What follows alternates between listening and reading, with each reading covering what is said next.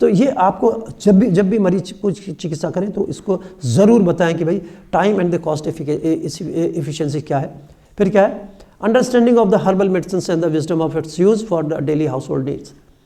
अब मर्म चिकित्सा जब हम लोगों ने पहले शुरू की तो कोई आदमी मर्म चिकित्सा कराने के लिए राजी नहीं कि इससे क्या होगा, ठीक है। हम तो कोई कहता था मैं तो 20 लाख खर्च कर दिया, कोई मैं 20 साल से दवाई खा रहा हूँ जी, मैंने तो एम्स में दिखा लिया, मैं तो मैक्स में दिखाया, मैं तो फलाने डॉक्टर को दिखा दिया, मैंने तो वहाँ पंचकर्म करा लिया, मैं तो इतनी भस्म खा चुका, ये सारी बातें होती। तो हम लोग क्या कहते थे, भाई ठीक है ये खाना तो कुछ बहुत बढ़िया चीज़ है कि तुलसी के पत्तों को 5 तुलसी के पत्ते, 5 इसके पत्ते, 5 उसके पत्ते का इसका काढ़ा पीना और उसके विदिन 15 मिनट में आपको क्या करना, मर्म दबाना है। या हल्दी का पाउडर इतना लेके इसको भून के गर्म पानी से शहद मिला के चटना और तुरंत उसके बाद मर्म चिकित्सा करनी। क्यों कहते थे, क्योंकि उसको लगता था कि हाँ इसके साथ कुछ चीज़ हो रही है, ठीक है। तो इसको करने के लिए कि भाई मर्म चिकित्सा कम से कम 3 बार करनी, तो सोचता था कि यार कोई मेरा कर दे ठीक हो जाए तो ऐसा ही लेकिन उसके बाद क्या हुआ, जब इसके परिणाम मिलने लगे तो फिर अब कोई दवाई से दवाई कुछ नहीं खाऊंगा जी, मर्म चिकित्सा करा लीजिए। कंसल्टेशन फ़ोन पे भी बड़ी जगह से कंसल्टेशन हुई थी। अभी एक एलोपैथिक डॉक्टर हैं, करीबन 10-15 साल पहले आए थे, अभी फ़ोन मैं उस पर स्पीकर पे सुन रहा था, डॉक्टर सुशांत साथ थे, तो कहने लगे कि मैं 10-15 साल पहले मैं डॉक्टर शर्मा बोल रहा हूँ, पता नहीं मेरठ से कहीं से या गाजियाबाद से। तो कहने लगे मैं आपके पास कब आया था, 8-10 साल पहले आया था, टॉर्टिकोलिस था, गर्दन बिल्कुल ऐसी झुकी हुई थी, एक स्पाज्म जिसको हम कहते हैं भयंकर रूप से, और ठीक नहीं होती। तो मर्म चिकित्सा आपने की थी और उसके बाद लगातार मर्म चिकित्सा करने से मैं बिल्कुल ठीक हो गया। उसके बाद मेरी आँखों की रोशनी कम हो गई थी। फिर खुद बताते हैं एलोपैथिक आदमी कि अपांग, आवर्त और क्या कहते हैं श्रृंगाटक में दबा रहा था, जो आपने बताया था, बिल्कुल मैं ठीक था। लेकिन कुछ दिनों से, 66 साल की उम्र है, कुछ दिनों से मेरी आँखों की फिर दोबारा से कुछ उसमें दिक्कत हो रही है। मैंने कहा भाई आप एक बार आके दिखा दीजिए। तो मर्म के माध्यम से कैसे चिकित्सा होती है, आज लोगों को इसका विश्वास है। तो उसी ढंग से हम लोग कहते हैं कि छोटी छोटी दवाइयाँ, कई बार क्या होता है कि हम लोगों को जो ये बच्ची जो मैंने फ्रैक्चर का दिखाया, उसको हम लोगों ने क्या किया, जब आई तो लाक्षादि गुगुल कह रही है तो मैं 6 महीने से खा रही हूँ, ठीक है, ठीक नहीं हुआ, 6 महीने से मैं भी खा रही हूँ। जब नहीं ठीक हुआ तो किसी ने लाक्षादि बताया तो लाक्षादि खा रही थी, कि कैल्शियम भी खाया मैंने, विटामिन डी खा चुकी, सब खा चुकी, कुछ नहीं हो रहा। तो हम लोगों ने क्या किया, कुछ पाउडर बताए, इसी ढंग के पाउडर बताए, अश्वगंधा, ये सारी चीज़ों का मिला के पाउडर का, कि इसको दिन भर में 3 बार दूध में पका के, कुछ नौटंकी करनी पड़ती है ना, जब उसको कुछ मेहनत लगे तभी तो कुछ होगा, तो इतना करना। लेकिन ये उसके 5-10 मिनट के बीच में मर्म स्टिमुलेशन जरूरी है, ये नहीं आगे पीछे नहीं होना चाहिए, तभी ये जाएगा अंदर, वहाँ हड्डी पे जाएगा। झूठ बोलना पड़ता है, उसने किया तो फर्क, नहीं तो नहीं करती हो, ठीक है। तो जब भी कोई, और जब जिसको भरोसा हो जाता है तो वर्षों बाद भी वो अनेक पहली प्राथमिकता क्या होती है कि मर्म चिकित्सा के माध्यम से चिकित्सा करनी। तो ये हर्बल मेडिसिन के विषय में भी हमें, इसीलिए हम लोग एक सामान्य व्यक्ति तक मर्म चिकित्सा को पहुंचाने का एक उद्देश्य था। हम लोगों ने क्या किया, एक बहुत बड़े लोगों को, बहुत बड़े ग्रुप को, ऐसे लोगों को मर्म चिकित्सा सिखाई जो सामान्य रूप से चिकित्सक नहीं थे, ठीक है। जब उन्होंने ये प्रैक्टिसाइज करना शुरू किया और योग के लोगों को और लोगों को सिखाया, एक सामान्य व्यक्तियों को सिखाया, तो उनके लिए ये चीज़ें ज़रूरी थी कि वो हल्दी कैसे खाएं, जो मसाले के होते हैं उनका प्रयोग किस तरह से बीमारियों में कर सकते हैं, तो वो सारी चीज़। अब जब भी हम हिस्ट्री लिखेंगे मेडिकल साइंस की, ठीक है, तो history of the medical science जब लिखी जाएगी तो 2 तरह से लिखी जाएगी। एक तो अब तक हम कहते हैं before the invention of the antibiotic और द पेनिसिलिन, पेनिसिलिन के इन्वेंशन से पहले और पेनिसिलिन के इन्वेंशन के बाद कितना बदला है, सर्जरी का पूरा सिस्टम बदल गया। एनेस्थीसिया के इन्वेंट के बाद सारी सर्जरी का प्रोसेस बदल गया, कितनी एडवांस सर्जरी हो गई। एनेस्थीसिया से पहले की सर्जरी देख लीजिए, एनेस्थीसिया के बाद की सर्जरी देख लीजिए। इसी ढंग से हम लोग कहते हैं कोविड से पहले का मेडिकल साइंस और कोविड के बाद। कोविड में just you have seen the limitation of the western medical science and you have seen the scope of the वैदिक मेडिकल साइंस। अपनी चीज़ों को कितना बूस्ट मिला, एक विश्वास कम से कम हमारे विद्यार्थियों में जगह। हमें तो था विश्वास, हमें तो जब से हम लोग पढ़ रहे हैं तब से विश्वास था कि आयुर्वेद के अलावा कुछ नहीं करना, ठीक है, तो हमें तो विश्वास। लेकिन बहुत सारे लोगों को विश्वास जगा कि आयुर्वेद के माध्यम से इंस्टेंट मैनेजमेंट भी हो सकता है और बहुत सारी चीज़ें ठीक हो सकती हैं। और ऐसा भरोसा काउंटर पार्ट में भी हुआ और हमारी एक आम जनता को भी ये परिणाम मिले कि भाई कोविड के माध्यम से, कोविड के बाद हम लोग कितना, कोविड में जानते हैं कितने ऑपरेशन हुए, सीजर सीजरियन सेक्शन हुए कोविड में? नहीं हुए कोविड में। हमने तो कोई सर्जरी नहीं की, 3 साल हम लोगों ने कोई सर्जरी नहीं की, जरूरत ही नहीं पड़ी, कोई आया नहीं। हड्डी उड्डी टूटती थी, थोड़ा बहुत प्लास्टर प्लूस्टर लपेटना हो गया। यहाँ तक कि फिशुला की ऑपरेशन भी नहीं किए, 4 सूत्र भी चेंज नहीं हुए, डर के मारे कि कहीं कोविड ना हो जाए। तो आप समझ सकते हैं कि जो 96% केसेस में सीजरियन सेक्शन कराए जाते थे वो सब क्या थे? फेक थे। 4% केसेस में जहाँ ज़रूरत हुई, 4 से 6% केसेस में सीजरियन सेक्शंस की ज़रूरत है। तो आप समझ सकते हैं कि कहाँ क्या। तो कोविड ने हमको सिखाया कि मॉडर्न मेडिसिन के जो रिजल्ट है वो लिमिटेड है। Billions of dollars are invested in the diagnostic tools. क्या करना पड़ता हमें? अब आपने देखा होगा एसपी वो कि उसको क्या कहते हैं जो हाथ में लगा के ऑक्सीजन नापते हैं? Pulse oximeter. कितने लोगों ने खरीदा था पल्स ऑक्सीमीटर? हाथ खड़ा करके बताइए सर, सब ने। कहाँ है आजकल रखा हुआ? कितने में खरीदा था? ठीक है। आज उसकी कुछ उपयोगिता है? उस समय कोई उपयोगिता थी? ठीक। तो हमने डायग्नोस्टिक टूल्स में पैसे बर्बाद किए। आज ये है कि अभी मैं परसों एक मरीज को हम लोगों ने यूरिक एसिड टेस्ट कराना था। यूरिक एसिड और ब्लड शुगर के लिए लिखा कि यूरिक एसिड करा लेना, ब्लड शुगर करा लेना। वो किसी लैब में गया, उसने कहा जी यूरिक एसिड का 1000 रुपया या 500 रुपये जो भी होता होगा जिसका, और जो पूरा पैकेज वो 3500 रुपये का। कर ले भाई। तो ज़रूरत क्या थी हमें? 1000 रुपये में या 500 रुपये में उसके हमें आवश्यकता होती है, वो पूरा करा लाया। तो इसका मतलब कोई ज़रूरत थी? कोई आवश्यकता नहीं। ठीक। तो आप समझ सकते हैं कि हम लोग डायग्नोस्टिक टूल्स में, लेबोरेटरी टेक्निक्स में, HbA1c जब तक नहीं होता था तब तक कुछ नुकसान था? अब सबसे पहले वो कराते क्योंकि वो सबसे महंगा है। अब एक और टेस्ट आ गया उसमें, कोई डायबिटीज़ में अभी एक और टेस्ट, परसों कोई लैब वाला आया था कि सर एक और टेस्ट आ गया। हमने कहा हम तो ये भी नहीं कराते। ठीक है। तो ये क्या है? डायग्नोस्टिक टूल्स में, लेबोरेटरी टेक्निक्स में, इंफ्रास्ट्रक्चर में। But the net gain in terms of the treatment is very limited. ये जब तक आपके दिमाग से ये नहीं निकलेगा तब तक आपको समझ में नहीं आएगी। हम क्या एक तरह के उस सिस्टम का एक तरह से हम उस सिस्टम का एक हिस्सा बने हुए, अपना नुकसान कर रहे हैं, अपने परिवार का नुकसान। Net gain in terms of the treatment is very limited. क्या डायबिटीज़ का कोई इलाज है? गोली सुबह खानी है, शाम को नहीं खानी तो शुगर अगले दिन बढ़ जानी है। ठीक। ब्लड प्रेशर की गोली अभी नहीं खानी है, सुबह खानी है तो बढ़ जाना है। जुकाम की गोली, एलर्जी की गोली आज नहीं खानी तो कल से छींक आने लगनी। एसिडिटी का कैप्सूल नहीं खाना है तो शाम को फिर एसिडिटी बढ़ जानी। तो क्या ये इलाज है? तो हमें क्या करना? इस सिस्टम से अपने को, अपने परिवार वालों को, अपने रोगियों को बचाना। क्या करना? तो लाइफस्टाइल ठीक करना है, सुबह ठीक से उठना है, खाने पीने की जो परहेज है, हमारा दिनचर्या है, ऋतुचर्या, उसका पालन करना है, मर्म दबाना है। ठीक है। तो ये सारी चीज़ें स्वतः ठीक हो जाती हैं। एक्सरसाइज करनी तो ये स्वतः ठीक होती है। तो हम इस हिस्सा, तो हमें किसने सिखाया है? ये हमें कोविड ने सिखाया। कोविड ने बहुत सारी चीज़ें हमें सिखाई। और मैं समझता हूँ कि 3 साल का पीरियड हम लोगों के लिए विशेष रूप से, सिर्फ हम लोग होते थे सड़क पे या हम लोगों की गाड़ियाँ होती थी, कोई नहीं होता था। वहाँ भी बैठते थे, डर के मारे बैठते थे। कम गाड़ी में भी वो पार्टीशन करा रखा था। अपने चैम्बर में भी क्या कर रखा था? कुर्सियाँ इतनी दूर करा रखी थी, 20 अपने वाले चैम्बर में 22 से इतनी दूर।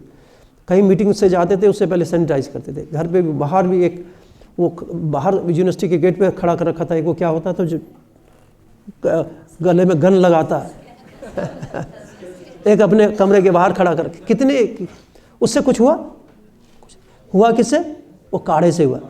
हम लोगों ने हजारों, पता नहीं 50,000 पैकेट विश्वविद्यालय से, और हमारे निदेशालय ने आयुष काढ़ा, उसी की डिमांड रही और आज तक लोग मांगते हैं। ठीक समझ रहे? तो उसके परिणाम कितने? तो ये हम लोगों की स्ट्रेंथ है। क्या है? हमारी स्ट्रेंथ है। अब इस सिस्टम को हम लोग कहते हैं it is the instrument dependent medical science. क्या है? इसका डायग्नोसिस भी आप कहाँ से करेंगे? इंस्ट्रूमेंट से करेंगे। ट्रीटमेंट भी इन्वेस्टिगेशन भी उससे करेंगे। और जो ट्रीटमेंट, रोबोटिक सर्जरी में हमने यहाँ से बटन दबाए, वहाँ से वो सर्जरी हो रही है। ठीक है। तो ये इंस्ट्रूमेंट डिपेंड। और ये किस पे डिपेंडेंट है? ये डाटा पे डिपेंडेंट है, AI पे डिपेंडेंट है, और किस पे डिपेंडेंट? बिजली पे डिपेंडेंट। बिजली गई तो आदमी गया। ठीक। अब फुकुशिमा एक जगह है जापान में, वहाँ एक कैजुअल्टी हुई थी, एटॉमिक कहीं कुछ हुआ था, उससे एक बहुत बड़ा और पहली बार कहते हैं कि जापान में घंटों बिजली नहीं आई, कभी नहीं होता वहाँ सेकंड मिनट में, तो इतना डिस्टर्बेंस था कि बिजली नहीं। तो उसके दौरान जितने भी लोग लाइफ सपोर्ट सिस्टम पे तो ख़त्म हो गए, ठीक है। तो लाइफ सपोर्ट सिस्टम किस पे काम करेगा? या तो इंस्ट्रूमेंट पे करेगा, इंस्ट्रूमेंट किस पे काम करेंगे? हमारी लाइट पे करेगी। और कभी भी ये क्राइसिस हो सकता है, आप कल्पना कीजिए, अभी तो यूक्रेन है, अभी तो इजराइल और गाज़ा पट्टी है, कभी भी कहीं भी कुछ भी हो सकता है। और ये तो छोड़ दीजिए, इंटर बैलिस्टिक जब होगा, किसी ने किसी का सैटेलाइट उड़ा दिया, आपका सारा सिस्टम फ्रीज हो गया, तनख्वाह नहीं मिलेगी। क्यों नहीं? क्योंकि सरकार की वो हैक कर ली गई है, इसलिए तनख्वाह नहीं मिलेगी। ठीक, समझ रहे हैं हमारी बात? तो आप समझ लीजिए कि ये कितना डिपेंडेंट सिस्टम है, इंस्ट्रूमेंट डिपेंडेंट सिस्टम है। और इसके कंपैरिजन में क्या है, आपके पास ऊपर वाले ने self dependent of power of healing दी कि ये सारा मेडिकल सिस्टम किस में था? Instrument dependent. और ये सिस्टम क्या है आपका? Self dependent power of healing है। और in reference to the health solutions, the power of self healing inherent to the human body in terms of the 107 मर्म स्थान is in existence in the all human beings. हर व्यक्ति के शरीर में क्या है? 107 मर्मों का तंत्र है। और इसको क्या करना है? इसको जानने वाला चाहिए और एक मर्म वाला चाहिए। मर्म कौन से वाला? जिसके मर्म जिंदा हों।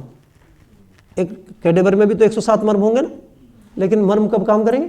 जब उसमें प्राणापानो निमेषाद्य जीवनम मनसो गति इंद्रियांतर संचार प्रेरणम धार्यंचयत देशांतर गतिस्वप्ने पंचत्व ग्रहणम तथा दृष्टस्य दक्षिणे नाक्षणा सभ्य नावगमस तथा इच्छा द्वेष सुखम दुखम प्रयत्न चेतना धृति बुद्धि स्मृति अहंकारो लिंगनी परमात्मना। जब आदमी जिंदा है तो उसके ये लक्षण लिखे हैं, महर्षि चरक ने कहे हैं। और जब ये है तो इसका मतलब क्या? हमारे मर्म जिंदा है। और उस व्यक्ति में कोई दूसरा व्यक्ति यदि मर्म चिकित्सा करता है तो उसके परिणाम हमें self dependent power of healing के मिलते हैं। ठीक है, तो हमें पता होना चाहिए कि हमारे अंदर कितनी पावर, हीलिंग की पावर हमारे नेचर ने, हमारे भगवान ने दी है। इसलिए उसका मर्म के हिसाब से हम लोगों को उसका उपयोग करना चाहिए। अब हम लोग कहते हैं कि मर्म चिकित्सा is the oldest way of the healing in the world. दुनिया की सबसे प्राचीनतम चिकित्सा विधा या चिकित्सा पद्धति यदि कोई है तो क्या है? वो मर्म चिकित्सा है। And it is easily available. इसके लिए कहीं कुछ करना है? आप यदि कहीं गांव में जा रहे हैं, स्टेशन पे जा रहे हैं, आप यदि बस स्टैंड पे खड़े हैं, कोई परेशान होकर आ रहा है, आप वहीं पे कहेंगे कि बैठ भाई तुझे तेरी चिकित्सा यहीं करता हूँ। कि घर पे है, कहीं खेत पे है, खलिहान में, कहीं फैक्ट्री में, कहीं ट्रांसपोर्ट कर रहे हैं, कहीं भी आप हवाई जहाज में।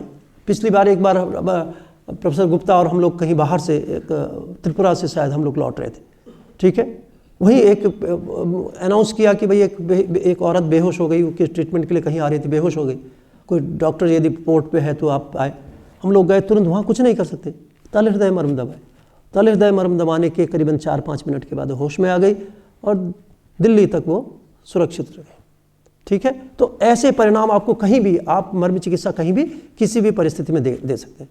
प्रोफेसर अजय गुप्ता ऋषिकुल वाले वो मेरे साथ थे, हम लोग दोनों त्रिपुरा में, वहाँ एक कार्यक्रम था, वहाँ हम लोग गवर्नमेंट ऑफ त्रिपुरा के साथ। तो ऐसे मर्म के परिणाम हम लोग बार बार हम लोगों को देखने को मिलते हैं। कहीं भी इसकी चिकित्सा गाड़ी में दे सकते हो, सड़क में दे सकते हैं, कहीं भी ये दे सकते हैं। तो इसका मतलब क्या है? ये इजीली अवेलेबल है, easily available, and it is totally free.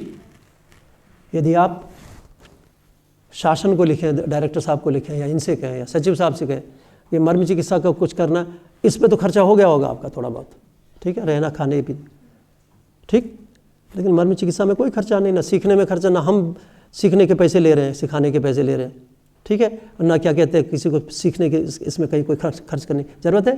तो मरीज के लिए भी क्या है? It is totally free. इसमें कहीं कुछ आपका लग नहीं रहा, कोई औषधि का खर्च नहीं, कोई तेल का खर्च नहीं।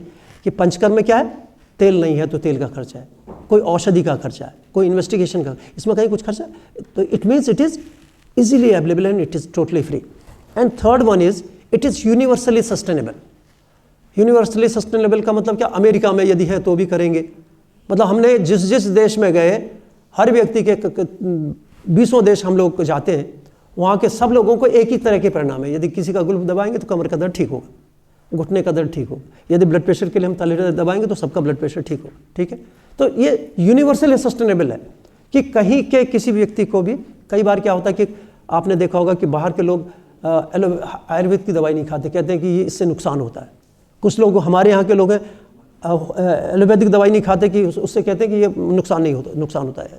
तो इससे क्या है, यूनिवर्सली सस्टेनेबल है और ये सेल्फ डिपेंडेंट और ऑफन इंस्टेंट रिजल्ट ओरिएंटेड है। इसमें ऑफन क्यों लगाया?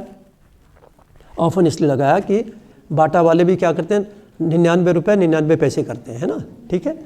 तो थोड़ा सा यदि किसी वजह से हमने ठीक नहीं किया या ठीक से मर्म चिकित्सा नहीं हुई तो उसके परिणामों में थोड़ी कमी हो सकती है, लेकिन इट इज़ 100% रिजल्ट ओरिएंटेड। यदि आप ठीक ढंग से, यदि देखो ये है, इससे मैं स्लाइड आगे पीछे कर रहा हूँ ना, और यदि मैं इसके नीचे दबाता रहूँ और कहूँ मैं तो ये यहाँ दबाता रहूँ और ये कहता रहूँ कि भाई मैं तो बहुत कर रहा हूँ, इसका मतलब क्या, मैंने ठीक से नहीं किया। तो ऑफन इसी के लिए लिखा है कि गलती से आप, हमारी गलती से यदि हम उसके मर्मों को ठीक से स्टिमुलेट नहीं कर रहे हैं तो ऐसा हो सकता है।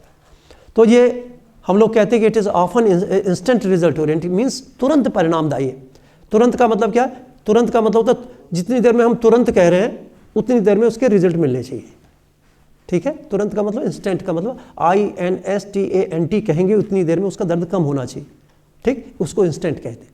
यानी कि इंस्टेंट का मतलब ये कि नहीं शाम तक ठीक होगा, कल तक ठीक होगा, ऐसा नहीं। यदि मर्म हम दबा रहे हैं, दर्द है, तो उसके तुरंत उसको परिणाम मिलने चाहिए। और इसको कहते हैं कि it is non invasive. Non invasive का मतलब क्या है कि we are not introducing any foreign body और फॉरेन आर्टिकल और वट एवर इट इज़। सुई नहीं लगा रहे हैं, कोई नली नहीं डाल रहे हैं, कोई इसमें कोई दबाव नहीं कर रहे हैं, कोई कुछ नहीं कर रहे हैं।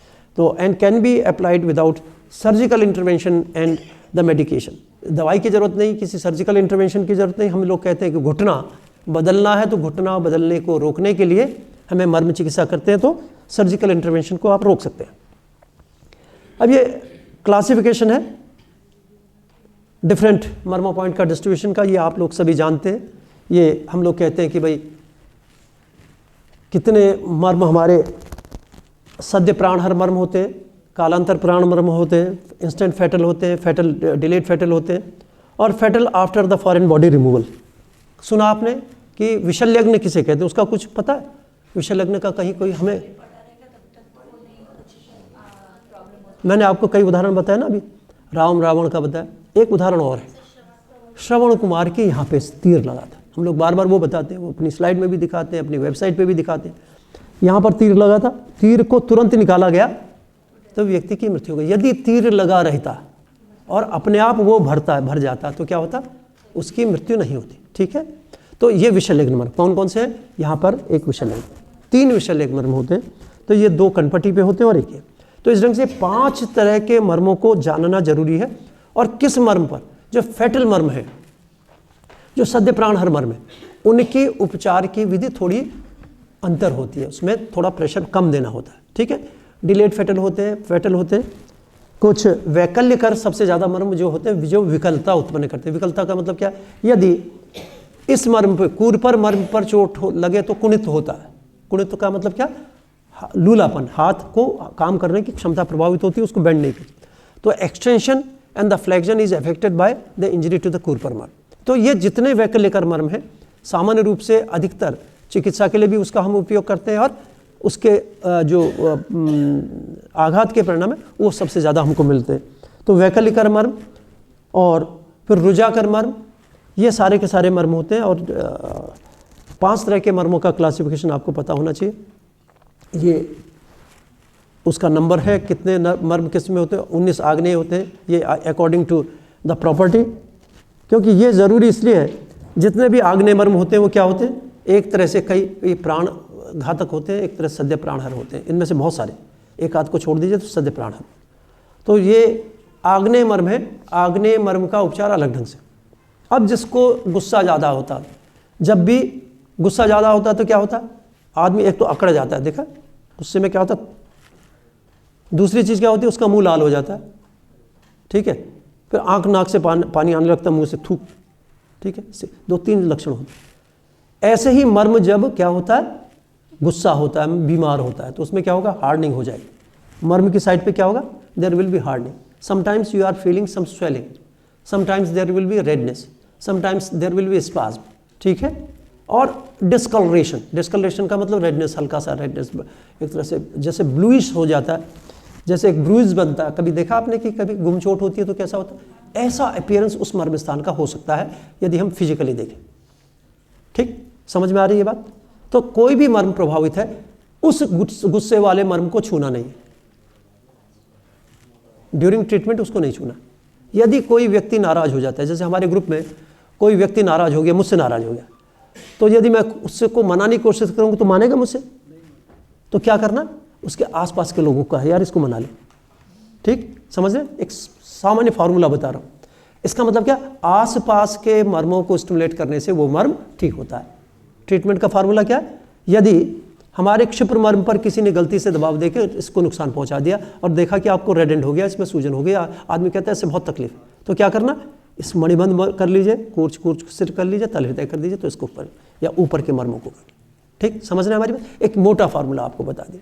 तो इससे आप क्या करें, अफेक्टेड मर्म को कभी भी आपको प्रेशराइज नहीं करना है उसको, क्योंकि आघात जिस मर्म पर कोई चोट लगी है उसको और दबाने से नुकसान हो सकता है, इसलिए नहीं करना। तो बड़ा सरल उपाय है, बहुत सरल उपाय है, इसके माध्यम से आप उस मर्म के उपचार कर सकते हैं। और ये जो मर्म है उसकी प्रॉपर्टी पे डिपेंड करता है कि सौम्य है, आग्नेय।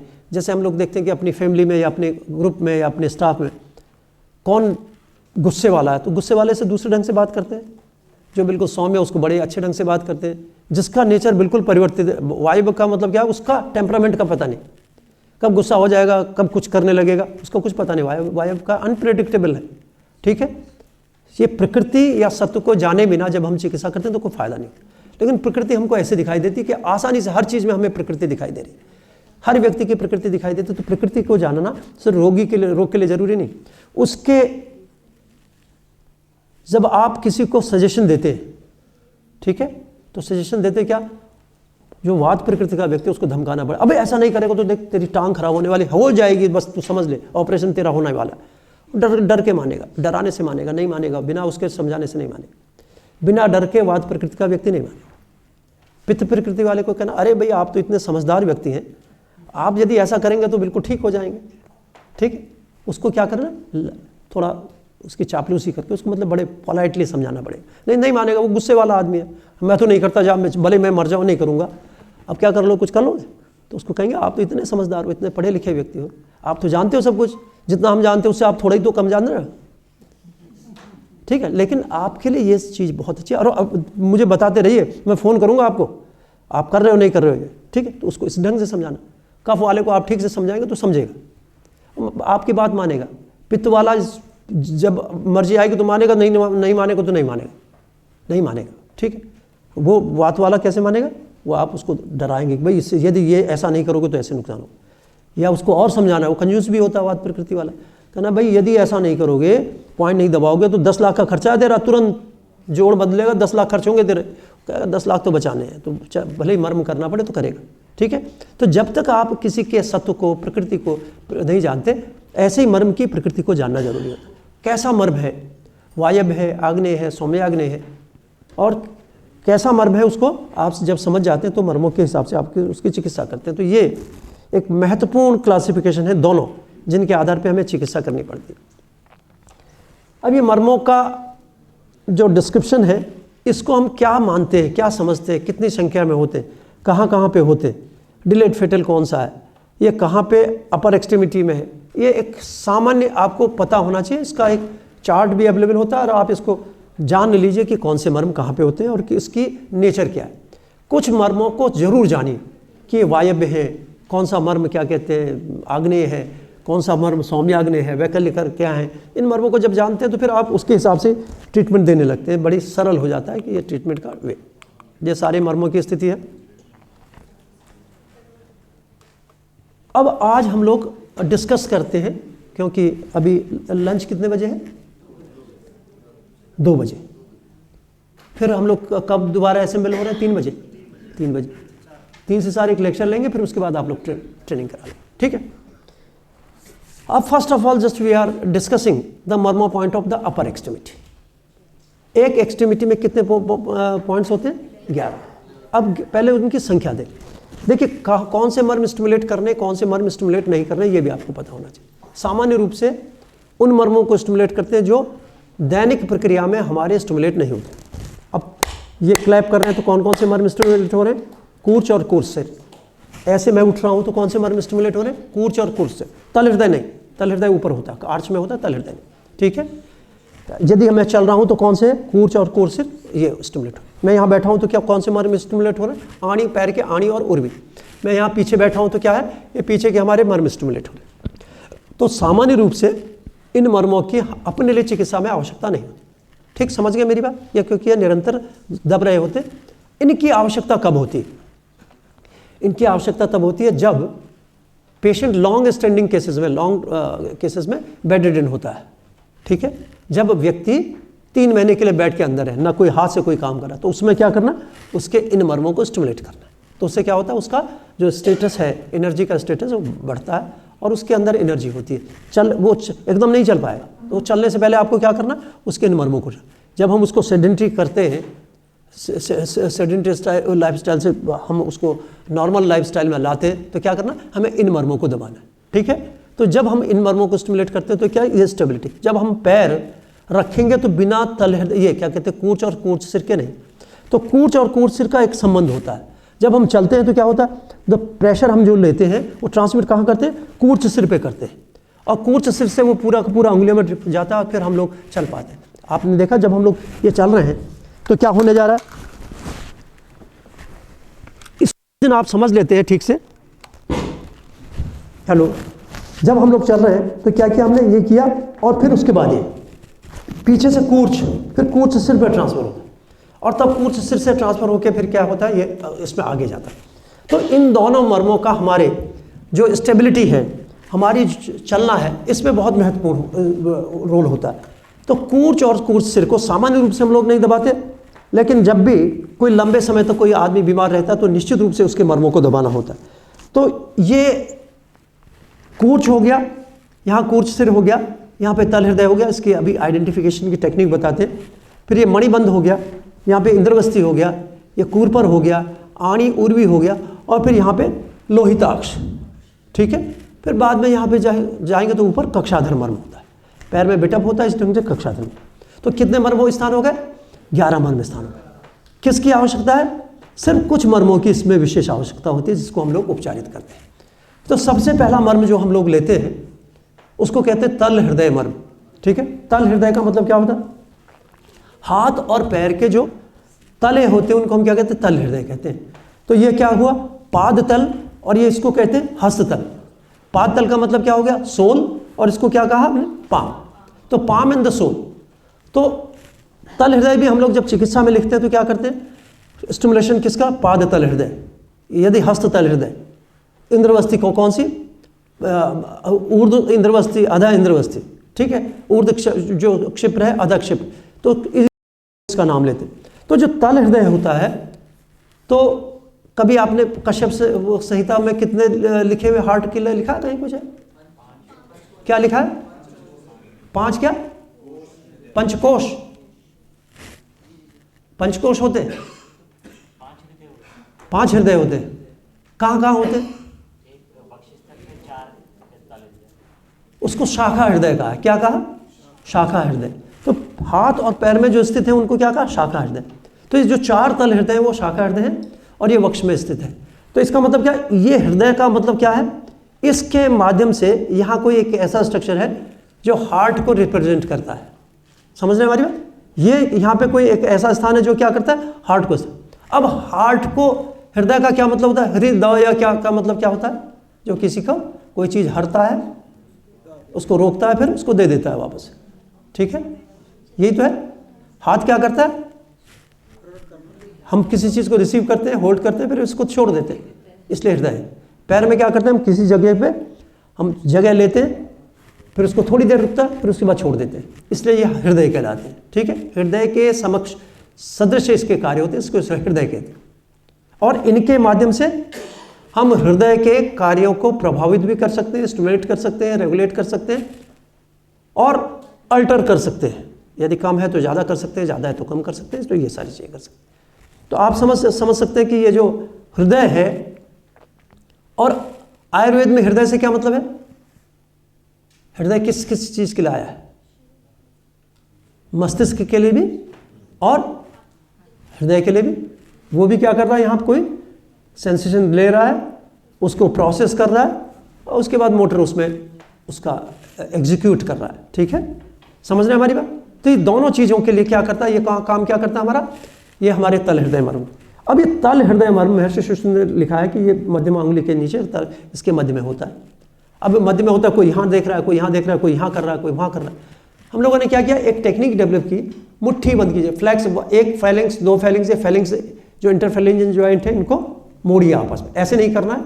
तो क्या करना, फैलेंजेस को मोड़ने, धीमे धीमे धीमे धीमे मोड़ेंगे और इसके तल का स्पर्श करेंगे। क्या करना, तल का स्पर्श करेंगे। ठीक है, समझ में आ रहा है, समझ में आ रहा है। अब ये देखिए, मेरी उंगली उम्र के हिसाब से यदि कोई बूढ़ा व्यक्ति है तो उसकी उंगली मुड़ जाएगी, यदि कोई ऑस्टियोआर्थराइटिस है तो उसकी उंगली पूरी मुड़ेगी नहीं, तो गलत लोकेशन हो सकती है। तो सामान्य रूप से क्या, ये लोकेशन है। अब इसके बाद दूसरी लोकेशन के लिए हम लोगों ने एक दूसरा, आप लंबा देख रहे हैं, हाथ में देख रहे हैं, एक में तो हमने उंगली मोड़ी हुई है अपने, दूसरे में क्या किया, just you have to draw a line, यहां से यहां तक एक लाइन ड्रॉ करनी है। कहां से, थंब, इंडेक्स, मिडिल फिंगर से एक लाइन ड्रॉ करनी है, नीचे लाइन ड्रॉ कर ली। अब यहां से यहां तक की दूरी कितनी होनी चाहिए, ये 6 अंगुल होती है। प्रत्येक व्यक्ति के जो हस्ततल की उंगली कितनी होती है, 6 उंगली बराबर नपी हुई। जैसे मैंने अभी आपको बताया कि किस समय कौन सा स्वर चल रहा है, ये सभी, यदि मैं अभी आपको अपनी कैलकुलेशन से बताऊं इतने बज के इतने मिनट पे चंद्र स्वर चलना है या सूर्य स्वर चलना, तो सबका एक जैसा चलता है। जिसका नहीं चलता तो इसका मतलब क्या, उसको कहीं ना कोई प्रॉब्लम है, ठीक, बीमारी का लक्षण। तो नाड़ी के परिप्रेक्ष्य में हम लोग उसका भी निर्णय करते हैं। तो यहां से यहां तक की दूरी कितनी होती है, 6 अंगुल होती है। 4 अंगुली है, 2 अंगुली। अब क्या करना है, 3 अंगुल पे you have to draw a transverse line.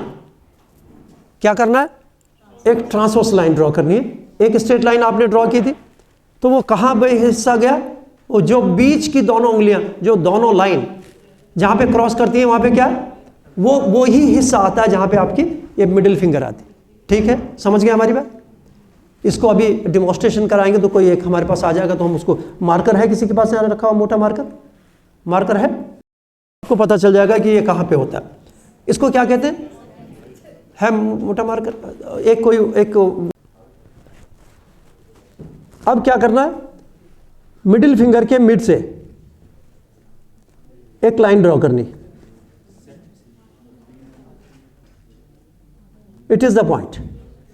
अब इधर हाथ करके मुट्ठी बंद करना, उधर दिखा, अपने देखना नहीं है, मुट्ठी बंद करो और बीच की उंगली लगी रहने दो और बाकी नहीं, देखना नहीं है आपको, और उंगलियां छोड़ दो। कहां पे आया है, ठीक है, वहीं पे। अब ये इसको क्या कहते हैं हम लोग, तल हृदय। अब एक कोई कुर्सी यहां रख देगा कोई हमारे पास एक, ठीक है, ये टेक्निक है। अब आप ये कहो कि मैं तो यहां दबाऊंगा, ये ब्लड प्रेशर ठीक होना चाहिए, तो नहीं होगा।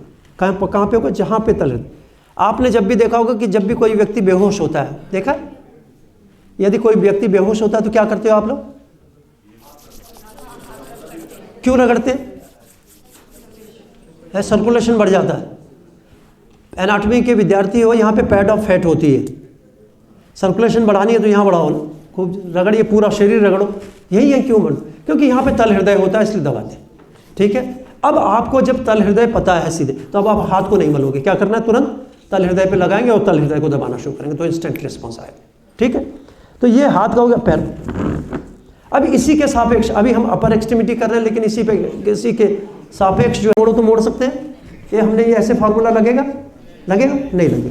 ठीक है, तो अब इसमें क्या करना, दूसरा फार्मूला, ये वाला फार्मूला लगाना। कौन सा फार्मूला लगाएंगे, दूसरा वाला फार्मूला लगाएंगे। इसमें क्या करना है, देखिए, ये इसको हम कहते हैं बिग टो, थंब नहीं कहते, इसको क्या कहते हैं, बिग टो। ठीक है,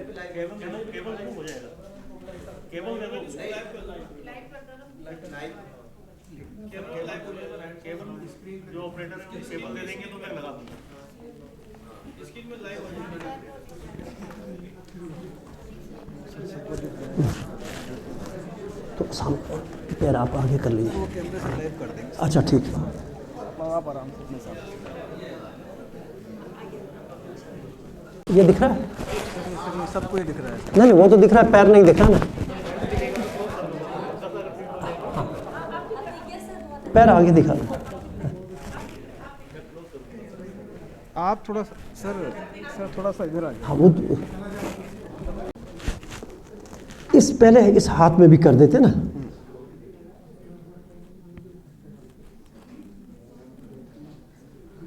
यहां से 3 उंगली नाप लीजिए इस क्रीज से, या यहां से 3 उंगली नाप लीजिए।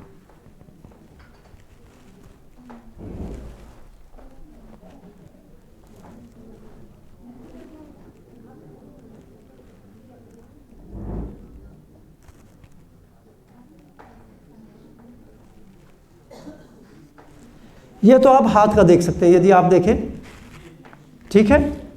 ये थंब हो गया, ये इंडेक्स हो गई, ये मिडिल फिंगर हो गई, रिंग फिंगर हो गई, लिटिल फिंगर हो गई। यहाँ से यहाँ तक की दूरी हमने कितनी बताई, आप नाप के देख सकते हैं, ये 6 अंगुल होती है। 3 अंगुल पे हमने ये डिवाइड किया और जो मिडिल फिंगर से एक लॉन्गिट्यूडिनल लाइन ड्रॉ की, जहाँ पे ये दोनों लाइनें क्रॉस करती है उसको क्या कहते हैं, तल हृदय। अब ये मुट्ठी बंद करेंगे, मुट्ठी बंद कर लीजिए, मुट्ठी बंद करिए, बीच की उंगली वहीं लगे रहने दीजिए, बाकी छोड़ दीजिए। ये कहाँ पे आएगा, वो तिरछी नहीं होनी चाहिए, उंगली तिरछी नहीं होनी चाहिए, साइड बाय साइड नहीं। अब ये आप देख सकते हैं, ये उंगलियों को सीधा कर लिया इन्होंने, ये कहाँ पे आ रहा है, ये तल हृदय पे। These are the 2 techniques to identify the actual location of this marma point. मर्म के सही लोकेशन के लिए क्या है, ये 2 पॉइंट्स होने बहुत जरूरी है, ठीक है। अभी ऐसा ही पैर में, तो पैर में हम इनसे कहें कि भाई इसको यदि मोड़ लीजिए तो संभव है? नहीं है। तो इसमें क्या करना है, हमें दूसरा फार्मूला लगाना। तो इसमें हम कहते हैं इसको, जैसे इसमें थंब है तो इसमें क्या है, बिग टो, ये सेकंड टो और ये थर्ड टो। तो थर्ड टो से एक स्ट्रेट लाइन हम खींचेंगे,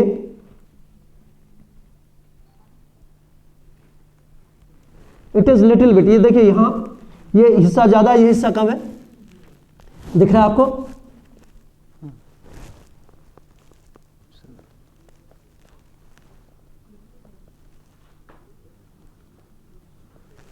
थोड़ा सा स्ट्रेट, ठीक है। अब जैसे हमने आपको बताया कि यहां से यहां तक की दूरी कितनी होती है, अब पैरों में उंगलियों से नीचे यहां से लेके यहां तक की दूरी कितनी होती है, 12 अंगुल, सबकी नपी हुई। नाप लीजिए आप, यहां से 4 अंगुल, हाँ यहां से 4, ठीक है। अब यहां से 6 अंगुल पे निशान लगाइए,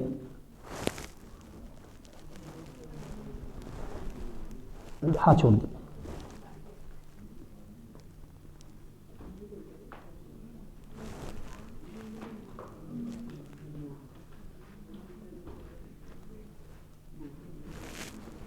ठीक है। अब ये कंफ्यूजन आपको हो सकता है, ठीक है, लगभग कोई थोड़े में कोई फर्क नहीं पड़ता।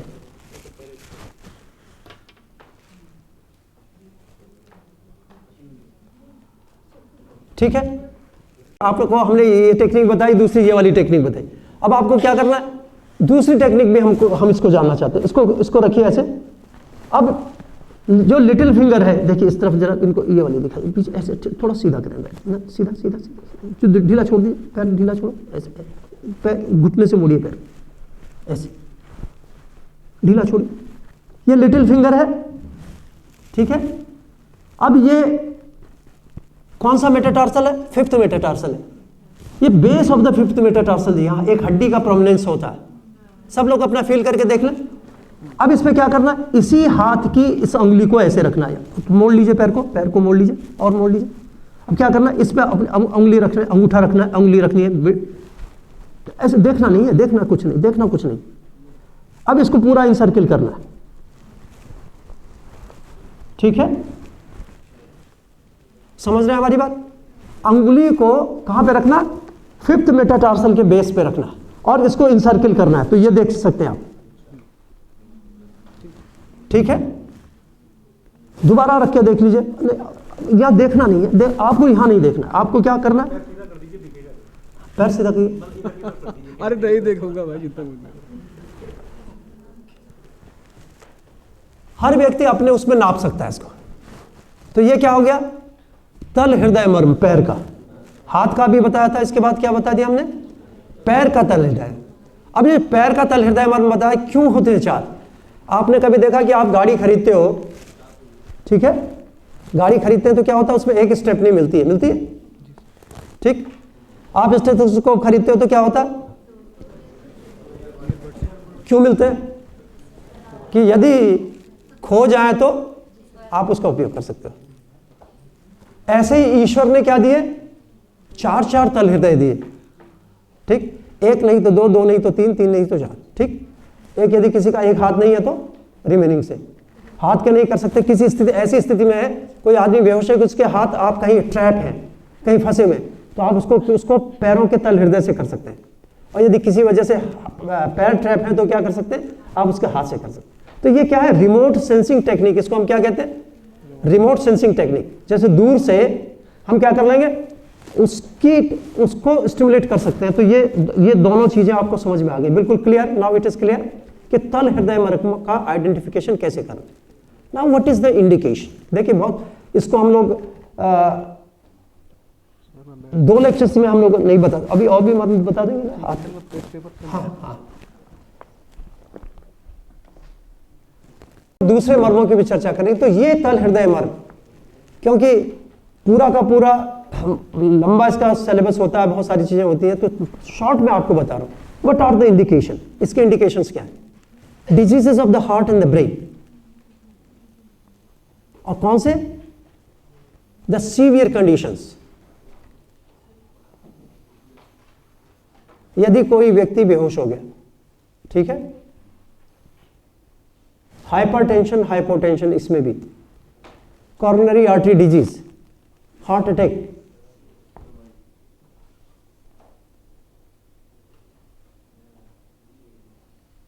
And all diseases related with the brain, brain से संबंधित सारे। कभी किसी को आपने देखा हिस्टीरिया देखे कभी, या एपिलेप्सी का फिट कभी देखा सामने पड़ता हो। कितने लोगों के संपर्क में ऐसे मरीज हैं जिनको एपिलेप्सी होती है, आसपास है कोई अपने पास। कितने दिन पे होता है एपिलेप्सी, तो कुछ आइडिया है। 20 डेज में। क्या करना है, जाते ही उसको क्या करना है, यदि अटैक होता है तो उसको उसी समय ये स्टिमुलेशन देनी है। जाते यदि उस समय हो रहा है तो क्या, instantly just you have to give stimulation at the time of attack. यदि हो रहा है तो उसी समय तुरंत करें। आपको कितना समय लगता है रिकवरी में उस पेशेंट को, आधा घंटा लगता है। It will take only few minutes. यदि आप इसको दबाएंगे तो तुरंत क्या होगा, 3-4-5 मिनट में होश आ जाएगी। ठीक है, समझ रहे हैं हमारी बात। तो यदि जितना जल्दी होश आएगा तो इसका मतलब क्या, वो ब्रेन में जो ऑक्सीजन कंसंट्रेशन है उतनी जल्दी जाएगी और जो डैमेज होने वाला है वो नहीं होगा। ठीक, समझे। तो कितनी जल्दी आप रिस्पॉन्स कर सकते हैं। दूसरी चीज क्या करनी, मरीज को तुरंत इन तल हृदय मर्मों को बताना है। ठीक, तल हृदय मर्म के विषय में बताएंगे। और क्या करेंगे फिर उसके बाद, उसको कहेंगे कि इसको स्टिमुलेट करना है 15 से 20 बार, दिन भर में 3 बार। ठीक, 15 से 20 बार, दिन भर में 3 बार इसको स्टिमुलेट करना। तो क्या होगा, उसको जो जैसे आप कह रहे हैं 15 दिन पे होता है, तो 15 दिन पे नहीं होगा, हो सकता है महीने में हो, 2 महीने में हो सकता है उसको नहीं हो, सीवियरिटी कम हो जाएगी। तो ये क्या है, hysteria, epilepsy and all seizure disorders due to other causes. किसी भी कारण से यदि सीजर डिसऑर्डर हो रहा है तो उसमें ठीक होगा। ठीक है, सीजर डिसऑर्डर। तो तल हृदय में हाइपोटेंशन एंड द हाइपरटेंशन, यदि कोई व्यक्ति बेहोश है तो आपको पता है उसमें बीपी इंस्ट्रूमेंट नहीं है, तो आपको पता है कि इसका ब्लड प्रेशर बढ़ा है, घटा है, या शुगर कम हो रही है, ज्यादा हो रही है, पता नहीं, पता उस समय कुछ नहीं पता। तो instantly what you can do the stimulation of तल हृदय मर्म। ठीक, समझ में आ रही है ये बात। तो ये इतना बढ़िया पॉइंट है कि इमरजेंसी में आप इसके माध्यम से कुछ भी कर सकते। किसी के सीवियर पेन हो रहा है, चेस्ट में भयंकर पेन हो रहा है, ठीक, उस ऐसी स्थिति में भी क्या करना है, आप तल हृदय मर्म को स्टिमुलेट कर सकते हो तुरंत। डिसऑर्डर्स में करना, और भी बताएंगे साइकोलॉजिकल डिसऑर्डर्स के लिए क्या क्या चीजें होती हैं। साइकोलॉजिकल डिसऑर्डर्स में कुछ और मर्मों को एसोसिएशन होता है, but it is the best. इसको करना है, साइकोलॉजिकल डिसऑर्डर्स हो चाहे कोई वो हो, उसमें दोनों। तो आपको लग गया, कॉरोनरी आर्टरी डिजीज हो, हाइपरटेंशन हो, हाइपोटेंशन हो, हिस्टीरिया हो, एपिलेप्सी हो, सीजर डिसऑर्डर्स हो, एंड ऑल जो साइकी रिलेटेड डिसऑर्डर्स जितने भी हो, किसी को नींद नहीं आ रही, एंग्जाइटी है, न्यूरोसिस है, किसी भी ऐसी कंडीशन में जिसमें बहुत ज्यादा परेशानी होती है, उसमें आप क्या कर सकते हैं, तल हृदय का स्टिमुलेशन कर सकते हैं। हाँ, बहुत सारे, तो आप करके देखो, बहुत बढ़िया रिजल्ट है, बहुत बढ़िया रिजल्ट। चारों हो जाए तो बहुत ही बेहतर है, अदरवाइज हाथों के तो कर ही ले सकते हैं। ठीक है, दोनों हाथों के। और बेसिकली हम लोग कहते हैं कि whenever we are stimulating the left hand, तो इट विल क्या करेगा, हार्ट ब्लड प्रेशर को कम करेगा, और यदि दाएं हाथ का दबाएंगे तो क्या होगा, उसको ज्यादा करेगा। लेकिन आयुर्वेद ये मर्म चिकित्सा कम ज्यादा करने का नहीं, दोनों हाथों को दबाएंगे तो क्या होगा, इट विल इंप्रूव, बैलेंस करेगा, तो घटाने बढ़ाने का कोई काम नहीं है इसमें। क्या just we are achieving the normals achieve करेंगे तो ये हो जाएगा। ठीक है, ये तो हो गया तल हृदय के बेसिक मोटे मोटे इंडिकेशंस मैंने आपको बता दिए। ये कहते हैं कि यहाँ पे अभी आप लोगों को एक जब प्रेशर देंगे या इसको सिखाएंगे हैंड्स ऑन ट्रेनिंग में तो आपको पता चलेगा। तो कहाँ होता है, क्षिप्रमर्म इस जगह होता है। इसको स्टिमुलेट करने की टेक्निक क्या है, इसको अंगूठे के नीचे रख लें अंगुलियों को, and then you can give the pressure with the help of the thumb. देख रहे हैं मेरे हाथ की मूवमेंट, ये पल्प से ऐसे नहीं कर रहे हैं, ऐसे नहीं दबा रहे हैं, देख रहे हैं ऐसे। तो क्या करना है, with the help of the pulp, thumb के पल्प से आप इसको दबाएं। ठीक है, तो इसको क्या कहते हैं, क्षिप्र। और ये हम लोग मानते हैं कि हमारे जो कंठ और ग्रीवा, कंठ किसे कहते हैं, सामने कैसे थ्रोट को, ग्रीवा किसे कहते हैं, नेक को। The diseases of the neck and the throat इसमें फायदा करता है। और हम लोगों ने कई बार देखा है कि जिन बच्चों को टॉन्सिलाइटिस होती है तो दादी नानी क्या करती है, इसी से पे मल के और इस पे गर्म तेल लगाने के लिए कहती है, क्या करती है। तो इसका मतलब क्या हुआ, जो anterior triangle of the neck है, posterior triangle of the neck, दोनों में काम करता है, बहुत बढ़िया काम करता है। तो in case of the spondylosis, cervical spondylosis हो, गर्दन में दर्द हो, टॉर्टिकोलिस हो, राई नेक हो, इन सब में हम लोग क्या करते हैं, क्षिप्रमर्म का उपयोग करते हैं। तो गले की जितनी बीमारियां हो, चाहे वो हमारी क्या कहते हैं इंटरनल ऑर्गन्स है, चाहे वो बाहर की, उसमें सब में इसमें फायदा करता है। तो क्षिप्रमर्म हो गया, समझ गए क्षिप्रमर्म की आपको कैसे आइडेंटिफिकेशन करनी। Just you have to put ये क्रीज को यहाँ पे रखिए और ऐसे ट्रेवल करके देख लीजिए, समझ में आ रहा है। तो बीच में आपको एक लगेगा कि एक यहाँ पे, यदि इसको फील करें उंगली से, इसको फील करो मेरे, ये दिखाई दे रहा है, लेकिन कहाँ होना चाहिए, ये यहाँ पे। ठीक है, ऐसे यहाँ पे नहीं, ये यहाँ पे just you can see, you can feel here, यहाँ दिख रहा है, लेकिन यहाँ पे लेकर के जब यहाँ हम लोग करते हैं तो इसका अलग सर, मतलब जहाँ अंगूठे का एंड खत्म होगा वहाँ पर ये ऐसे अपने अंगूठे से लगाएंगे तो मेरे अंगूठे के नहीं होगा, आपका अंगूठे का साइज बड़ा है तो अब आपके अंगूठे के साथ, तो कहाँ पे होगा, ये वाला। तो पेन क्या होना, ये होना चाहिए। अब लोग क्या करते हैं, यहाँ दबाते हैं, इसलिए करते, तो उसके रिजल्ट्स नहीं मिलते। यहाँ करते हैं तो तुरंत उसके परिणाम मिलते हैं। ठीक, तो ये क्या मर्म हो गया हमारा, क्षिप्रमर्म हो गया। तो इसके इंडिकेशंस भी मैंने आपको बता दिए।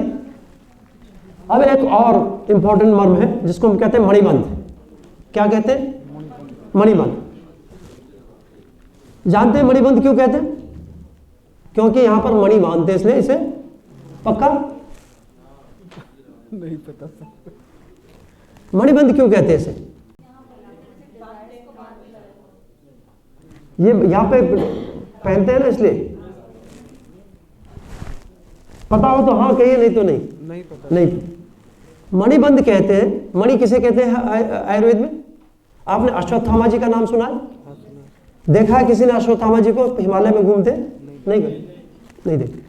कहते हैं कि अश्वत्थामा जी के यहां पर क्या थी, मणि थी, और वो निकाल दी, भगवान श्री कृष्ण ने निकाल दी थी, क्योंकि उन्होंने अभिमन्यु के बच्चों की हत्या की थी। यहाँ पे क्या था, मणि कहाँ होती है, मस्तिष्क में होती है। तो आयुर्वेद में जब हम मणि की चर्चा करते हैं तो दो चीजों से उसका बोध करते हैं, एक तो मस्तिष्क से और दूसरा मणिच्छद क्या कहलाता है, जो हमारी शिश्न का आगे का हिस्सा होता है उसको मणि कहते हैं, कहते हैं ग्लांस ऑफ द पेनिस को हम क्या कहते हैं, मणि कहते हैं। तो यहां हमने क्या कहा है, मणि का मतलब क्या है, इससे। तो मस्तिष्क की जो हाइपर एक्साइटेबिलिटी, इरिटेबिलिटी होती है, उसको बांधने का काम जिसमें किया जाता है उसको क्या कहते हैं, मणिबंध। ठीक है। जब भी आप परेशान होते हैं तो क्या करते हैं, हाथों को कैसे बांधते हैं, पीछे पकड़ लेते हैं, ऐसे पकड़ दे, होल्ड कर। सावधान कैसे होते हैं, विश्राम कैसे करते हैं, तो किसका विश्राम है, शरीर का विश्राम नहीं, शरीर का विश्राम तो लेटने से होता है, ये किसका विश्राम है, दिमाग का विश्राम। ठीक समझ रहे, तो विश्राम करते हैं ऐसे बांधते हैं, जब सावधान होते हैं तो ऐसे करते हैं, तो इसका मतलब है कि ये मन को विश्राम देने का एक माध्यम है, इसलिए इसको मणिबंध कहते हैं। अब जितने भी साइकोलॉजिकल डिसऑर्डर्स होते हैं, specially in case of the cerebral palsy autism, when the child is hyper active, ठीक है, जब बच्चा क्या होता है, हाइपर एक्टिव होता है, तो हाइपर एक्टिव होने में इसको, इस पॉइंट को हम यूज करते हैं। तो any irritability, excitability of the mind can be controlled by the stimulation of this marma point. अब ये क्या कीजिए, put the middle finger and the thumb around the wrist joint, middle finger को और थंब को ऐसे मिलाइए, तो आप क्या कर सकते हैं, just you can hold the wrist joint. समझ में नहीं, समझ में नहीं आ रहा, बीच के ऐसे पकड़ोगे तो नहीं आएगा, ऐसे पकड़ोगे तो भी नहीं आएगा, बीच की उंगली और अंगूठा पकड़ोगे तो क्या होगा, ये पूरा इंसर्किल करेगा, वो आपके मेजरमेंट है। ठीक है, क्या करना है, इसको क्लॉकवाइज और एंटी क्लॉकवाइज घुमाना है। ठीक है, क्लॉकवाइज और एंटी क्लॉकवाइज घुमाना है, ऐसे इसको होल्ड कीजिए, क्लॉकवाइज और एंटी क्लॉकवाइज घुमाना। समझ में आ रही है, होल्ड किया आपने मिडिल फिंगर से और थंब से, तो उतना ही होगा। मेजरमेंट कितनी होगी, ये मेजरमेंट है, आप मेरा मेजरमेंट देख सकते हैं, मिडिल फिंगर दिख रही है, ये अलग फिंगर दिख रही है, ये मिडिल फिंगर की है, ये मेजरमेंट है। इसको क्लॉकवाइज एंटी क्लॉकवाइज घुमाएंगे तो क्या, just it is very important for regulating the functions of the brain. मस्तिष्क के जितने साइकोलॉजिकल डिसऑर्डर्स हैं उनमें इसको फर्क होता है, इसलिए इसको क्या कहते हैं, वो बताएंगे अभी 15 से 18 बार क्या करते हैं। दूसरे को कैसे करना है वो भी बताएंगे, ये तो अपने लिए करना है, दूसरे मरीज के ऐसे नहीं घुमाने। दूसरे मरीज के लिए क्या करना है, just you have to put the fingers below the wrist joint, wrist के नीचे क्या करना है, ये रख के अपना उंगली रखेंगे and then you are going to press it.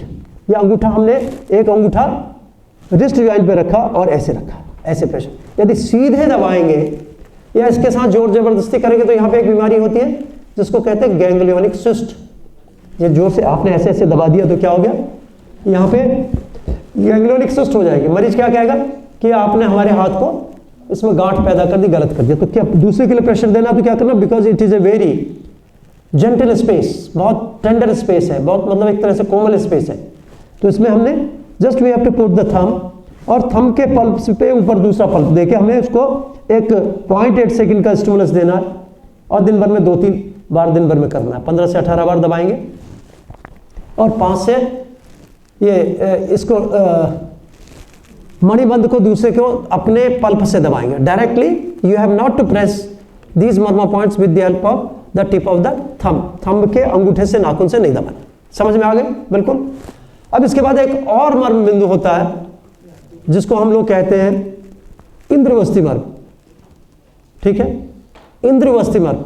Indra किसके देवता हैं, जल के देवता। वरुण या इंद्र जो है वर्षा के देवता है। ठीक है, वस्ती किसे कहते हैं, पूरे यूरिनरी सिस्टम को हम लोग सामान्य रूप से आयुर्वेद में वस्ती कहते हैं। ठीक है, वस्ती का मतलब क्या होता है, पूरा यूरिनरी सिस्टम को हम लोग किससे मानते हैं, वस्ती मानते हैं। महर्षि सुश्रुत ने लिखा है कि यदि इंद्रवस्ती मर्म पर आघात होता है तो व्यक्ति में रक्तक्षय से मृत्यु होती है। किससे मृत्यु होती है, रक्तक्षय से। रक्तक्षय का मतलब समझ रहे क्या होता है, ब्लीडिंग। कितने लोग कह रहे हैं ब्लीडिंग, हाथ खड़ा करो फटाफट। रक्तक्षय का मतलब ब्लीडिंग, कितने लोग जो कह रहे हैं, उसको रक्तस्राव कहते हैं ना। रक्तक्षय का मतलब क्या होता है, ब्लड का फॉर्मेशन, ब्लड फॉर्मिंग फैक्टर कहीं अफेक्टेड हो, ब्लड फॉर्मेशन ना हो, चाहे वो प्लेटलेट कम बन नहीं हो, चाहे वो हीमोपोइसिस नहीं हो रहा हो, तो प्रोसेस ऑफ द हीमोपोइसिस में डिस्टर्बेंस है तो उसको हम मानेंगे। सेल्स कहीं नहीं बन रही तो उससे मानेंगे। ठीक है, ए प्लास्टिक हो, कुछ भी हो, कहीं डिस्टर्बेंस है। तो समझ में नहीं आया कि भाई यहाँ पे चोट लगेगी तो व्यक्ति की रक्तक्षय से मृत्यु होगी, कैसे होगी? रक्तस्राव से होती तो हम समझ में आ, चोट लग गई, खून निकल गया, आदमी की मौत होगी। यहाँ से रक्तक्षय का क्या मतलब? जब हम लोगों ने किडनी के सापेक्ष उसको देखा तो लिखा कि erythropoietin is responsible for the haemopoiesis. किससे होता है? हीमोपोइसिस से। ओके, और हीमोपोइसिस कहाँ होता है? हीमोपोइसिस के लिए ये जो इरिथ्रोपोइटिन कहाँ निकलता है? किडनी में निकलता है। तो लगा कि देयर इज ए वेरी मतलब a definite connectivity between the वस्ती एंड द इंद्रवस्ती। ठीक है, तो इसको हम लोग कहते हैं, ये क्या है? इस पर आघात होने से व्यक्ति में रक्तक्षय से मृत्यु होती है। महर्षि सुश्रुत का ये उल्लेख है। और जब हम इसको देखते हैं तो कहाँ देखते हैं? जो हमारी क्रीज है, ये एल्बो जॉइंट दिख रहा है। एल्बो जॉइंट्स की यदि आप देखें, एल्बो जॉइंट से ठीक 4 अंगुल नीचे, 4 अंगुली के नीचे महर्षि सुश्रुत ने लिखा है कि 3 अंगुली पे करना है। ठीक है, 3 अंगुली पे करना है। तो 3 उंगली पे करना है तो 3 उंगली के नीचे करेंगे, और जो चौथी उंगली उसके नीचे थोड़ा सा, उसको क्या कहते हैं हम? इंद्रवस्ती मर्म। इसके इंडिकेशंस अभी बताएंगे थोड़ी देर में। वहां से बार बार संकेत आ रहे हैं कि आपका भोजन बन चुका है। ठीक है, तो इसके बाद हम लोग आते हैं after the lunch, just we are coming back, है ना? Thank you. एक बार फिर हम लोग हल्का सा रिकैप करेंगे मर्मो points of the upper extremity के लिए विद द इंडिकेशन, है ना? सबसे पहले तो हम लोग बताते हैं कि हाथ में तलहृदय मर्म होता है, and there are 2 techniques to identify the actual location of the मर्मो पॉइंट। देखिए, जब तक आप मर्म को की लोकेशन को सही नहीं जानेंगे तब तक कुछ होने वाला नहीं। तो मर्म की लोकेशन इसलिए जाननी जरूरी होती है कि जैसे कि हम लोग सॉल्वुड में आना था, और चाहे गूगल हो, चाहे कोई भी कहे कि इधर से आना है, उधर से आना है, आधा घंटा लग गया है। ठीक है, और यदि हम थोड़ा सा भी इधर उधर दूसरे रास्ते चले जाते तो कहीं दूसरी जगह पहुंच जाते हैं, दूसरे उस पर। In same way when you are you want to get the desired effect of that particular murmur point, definitely you have to identify the actual location। पानी जरूरी होती है। यदि कोई कहे कि भाई मैं तो मुट्ठी, अब हमने आपको बताया कि whenever you are holding the hand and making the fist बना रहे हैं तो क्या करना? ऐसे करना। कोई कहे नहीं मैं तो ऐसे बनाऊंगा, कोई कहे तो मैं तो ऐसे बनाऊंगा, तो ऐसे नहीं चलेगा। सेम प्रोटोकॉल होगा कि when you are making the fist by folding the interphalangeal joint, and then you are going to approach the tip of the middle finger over the palm. ठीक है, तब जाके इसको हम कहेंगे कि भाई ये वो होता है। In most of the cases what is happening, ये जब भी आप उंगली को करेंगे तो क्या होगा? उंगली टुवर्ड्स मीडियल साइड, ये अंगूठे की तरफ मुड़ जाती है ऐसे लोगों की, ऐसे। क्या it should be in a straight line? कैसे होनी चाहिए? Straight line. तो इसको करने के लिए हम लोगों ने दूसरी टेक्निक क्या की कि just you have to draw a line. आपको स्ट्रेट लाइन ड्रॉ करनी है, mid of the middle finger से स्ट्रेट लाइन ड्रॉ करेंगे, और इस क्रीज से लेके यहां तक की दूरी कितनी होती है? 6 अंगुल होती है। 3 अंगुल में इसको हाफ में इसको डिवाइड करेंगे, जहां दोनों जो लाइन्स हैं वो क्रॉस कर रही हैं, दैट इज द पॉइंट। उसी जगह पर इस पॉइंट को आपको आइडेंटिफाई करना और वहीं पर स्टिमुलस देना। साइड में देंगे कुछ नहीं होगा, इधर देंगे कुछ नहीं होगा, इधर देंगे कुछ नहीं होगा। तो ये उसी जगह पे करेंगे तो होगा। यदि महर्षि सुश्रुत ने लिखा कि यदि किसी स्थान पर चोट लगती है, यदि मर्म पर चोट लगती है तो उसके परिणाम होते हैं, और लेकिन मर्म के यदि आसपास चोट लगती है तो क्या उसके सदृश कुछ कम, उसके मतलब आप समझिए कि उसका जो ग्रेड है वो कम हो जाएगा। ठीक है, तो ये इस ढंग से जो मर्म की जो चोट है उसको होते, इसलिए इसके परिणाम क्या होंगे? यदि आप गलत जगह पर दबाएंगे तो वो ठीक नहीं होने वाले। तो जब ठीक से मर्म स्थान हो जाए तो उसको आप जाने के ठीक से मर्म स्थान आपको जानने चाहिए कि कैसे सही ढंग से मर्म स्थान को आइडेंटिफाई करना। दूसरे मर्म को हमने आपको बताया क्या करना है? क्षिप्र मर्म। क्षिप्र मर्म में यूजुअली क्या करते हैं हम लोगों को, ये जो क्षिप्र मर्म बताया कि देयर इज ए स्नायु मर्म है, तो इसको स्नायु को जो टाइट पार्ट होता है हम लोग इसको लेते हैं।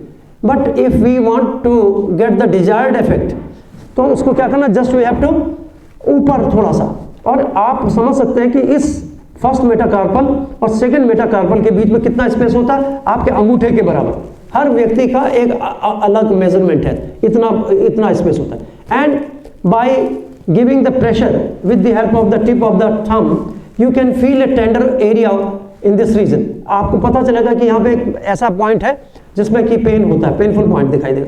तो वो जो पेनफुल पॉइंट है उसको हम लोग क्षिप्र कहते हैं। और ये कहते हैं कि लोग, आपने देखा होगा एक्यूप्रेशर में कहते हैं, मैंने अभी आपको बताया ना कि क्षिप्र किसके लिए, थ्रोट एंड द नेक के लिए।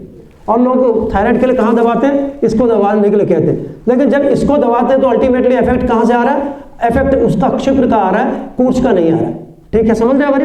तो आपको यदि सीधे पता है तो just you can put the fingers below this thumb and then you can stimulate this marma point.